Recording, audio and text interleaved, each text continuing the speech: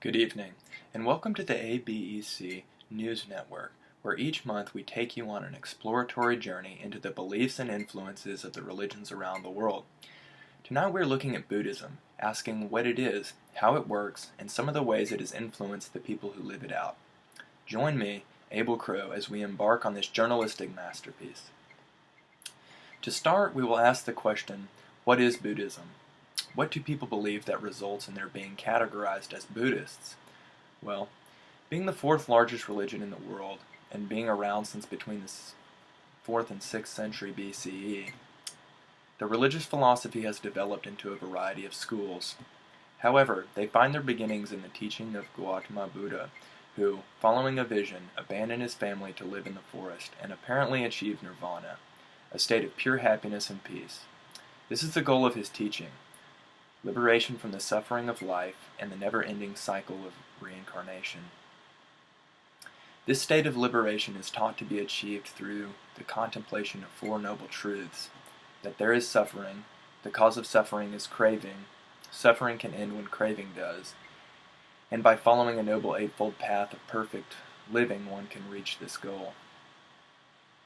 After this broad definition of Buddhism, let us turn our attention to desire, a specific and important element of the religion. The second noble truth states that desire, or craving ignorantly, is the culprit of all suffering. Suffering here is meant to be thought of as a psychological suffering. Leaning heavily on personal philosophy and experiential inference, along with the noble Buddhist teaching leading the way, the Buddhist recognizes that not all desires, but those associated with suffering, cause suffering. For instance, when people desire things they can't have, they are sad, and thus suffering is experienced. This type of desire is to be rooted out by only focusing on those things that can be achieved. Living in the present, focusing on what is attainable, and not striving after the unattainable, doing all this through the Eightfold Path is supposed to result in no more suffering. Buddhism is one of the major world religions, or philosophies.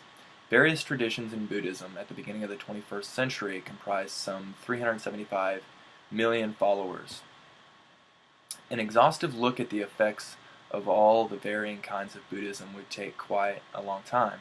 So let us take a look at Thailand, which has a 93% Buddhist population of approximately 64 million people. This should give us some insight into the effects of Buddhism on a culture. Groups in Bangkok are attempting to install Buddhism as the official state religion. After a failed attempt to include the religion in the constitution in 2007, which resulted in violent protests, the supporters now declare the proposals will be peaceful. The results of the proposals would include eradication of non-pure forms of Buddhism, misusing the religion for wrongful gain, eradication of improper representative images, and jail for religious leaders who bring harm or disgrace to their religion. Other efforts to influence the society are exemplified in the Office of National Buddhism's project to reconcile the nation through Buddhist principles. Plans are to institute the project for 4 years, started in 2014, which will educate and urge people on to the teaching of the Buddha.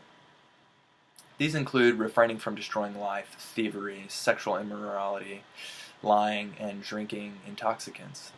The project offers job training and development, as well as discussions with temples and educational institutions as venues, with communities that participate being honored as an added reward.